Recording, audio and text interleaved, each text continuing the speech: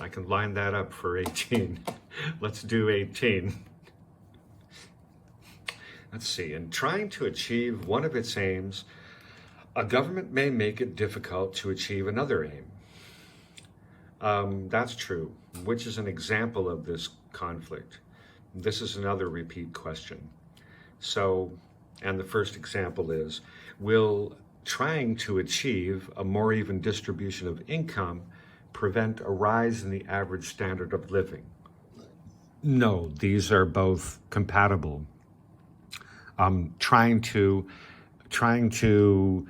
make income more even will actually increase the average standard of living.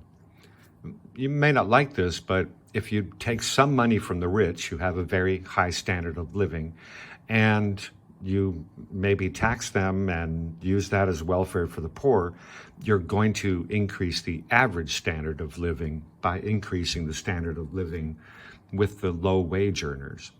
So that's not a conflict. Is B a conflict? Achieving an increase in economic growth may prevent full employment. No. No. Economic growth is producing more.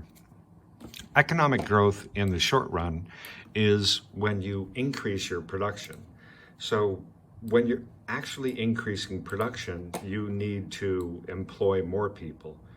So you'll probably achieve full employment, not prevent.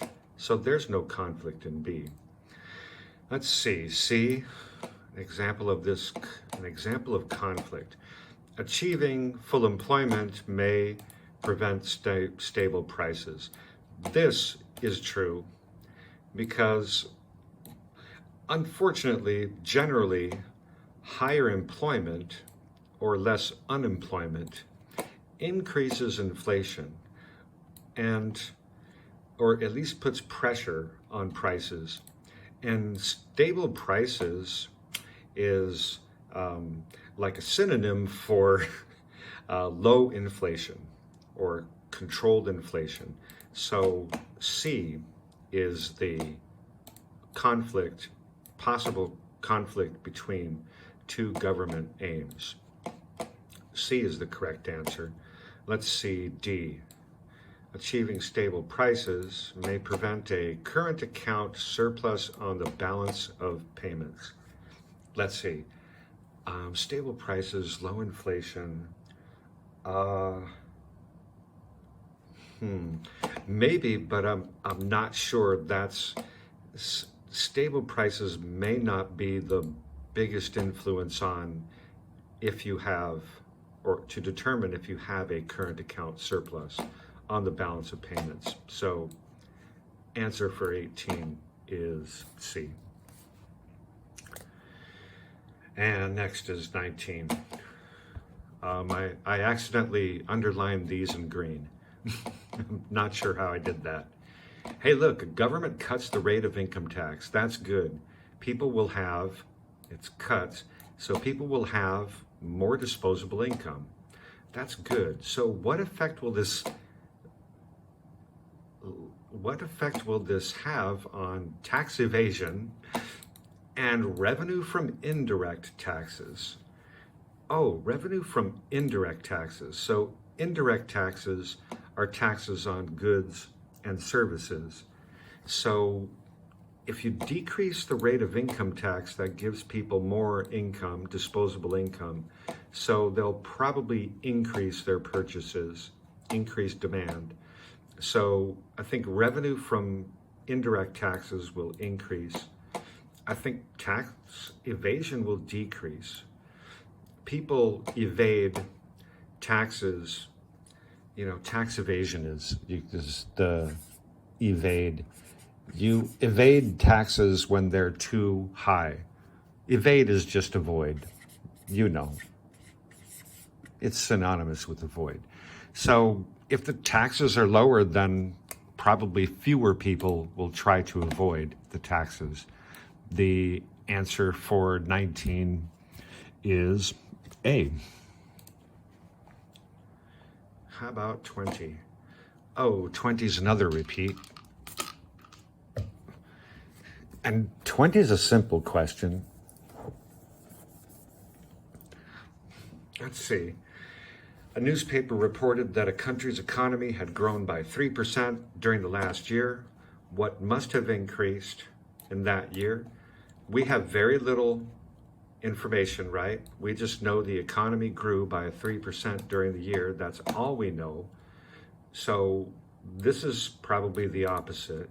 What must have increased? Cost of production, this is probably the opposite, so no. GDP, gross domestic product, must have increased. The economy grew by 3%. Did unemployment grow? Probably not. But we don't know, do we? And it says what must have increased. So we don't know if unemployment increased or fell. It probably fell. And wage levels may have increased. There may be more demand for labor, but this says what must have increased in that year. And the only thing that must have increased in that year is GDP. Answer B. 21. Let's see. 21. In the poorest developing countries, it's difficult to measure the size of GDP. And that's true. Why? What is the main cause of this? Main cause, a high proportion of the workforce is in the informal sector, or in other words, their income is not reported. And that's true in developing countries generally. Seasonal employment. I think seasonal employment will reduce the size of GDP, but I'm not sure it's the main cause of inaccurate GDP measurement. And C, the provision of services cannot be given a value. C cannot be the answer, because the provision of services, if they're paid, can be given a value. But if they're talking about, the housewife cleaning the house and taking care of the children, that service is not included in GDP. So C cannot be true, and it definitely cannot be the main cause. And D, I think A is the answer. Let's see D though. Women are discriminated against in many jobs. That's probably not the main cause. I'm not sure that causes difficulty in measuring GDP. And unfortunately, this is probably true in many economies, either developing or developed. And now we have question.